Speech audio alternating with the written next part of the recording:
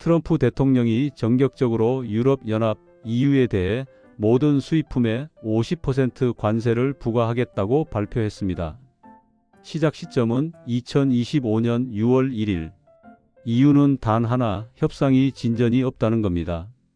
트럼프 대통령은 자신의 소셜미디어를 통해 이 같은 내용을 직접 밝혔습니다. 그는 이유를 미국을 무역에서 착취하기 위해 만들어진 집단이라고 표현했고, 강력한 무역 장벽, 세금, 통화 조작 등을 언급하며 미국의 무역 적자 원인으로 지목했습니다. 이번 조치는 단순한 발언이 아닙니다. 시장은 즉각 반응했죠. 미국 주식 시장이 급락했습니다.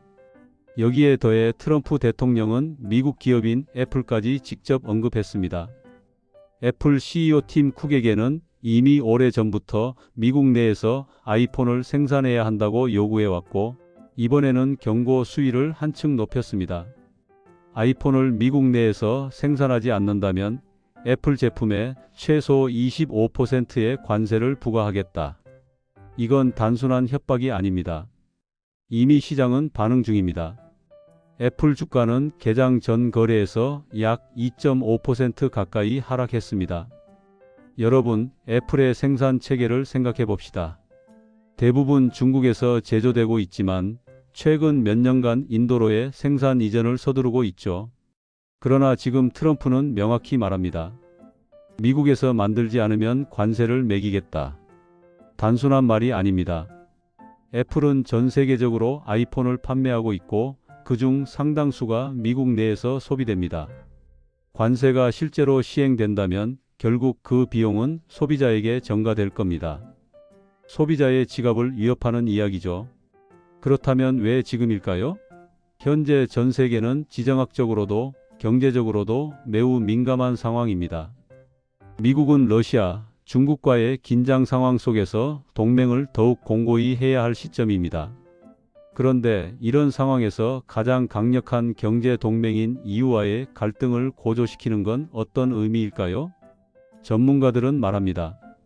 이런 방식은 미국의 국익에 부합하지 않는다. 특히 미국 기업들은 부품을 전 세계에서 조달하는 글로벌 공급망에 의존하고 있습니다.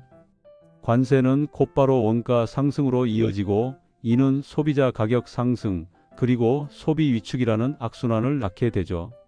실제로 뉴햄프셔 주의 상원의원 진 샤히는 이렇게 말했습니다.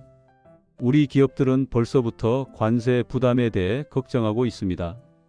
공급망 혼란, 원가 상승, 비즈니스 전반에 부정적 영향이 불가피합니다. 게다가 특정 기업인 애플을 공개적으로 지목한 것도 이례적인 일입니다. 한 국가의 대통령이 특정 민간 기업을 협박하는 듯한 발언을 한다는 건 시장의 예측 가능성을 더욱 떨어뜨리고 기업 활동을 위축시키는 요소로 작용합니다. 트럼프 대통령의 관세 전략, 과연 협상용 압박 카드일까요? 아니면 진심으로 무역 전쟁을 지속하겠다는 신호일까요? 일부 전문가들은 그는 이 정책을 실제로 신념처럼 믿고 있고 임기 내내 계속될 것이라고 말합니다. 그렇다면 우리는 단기 대응이 아닌 장기적인 전략을 고민해야 할 시점입니다. 이제 세계는 트럼프의 다음 수를 주시하고 있습니다. EU는 어떻게 대응할까요? 보복 관세로 맞설 가능성이 큽니다.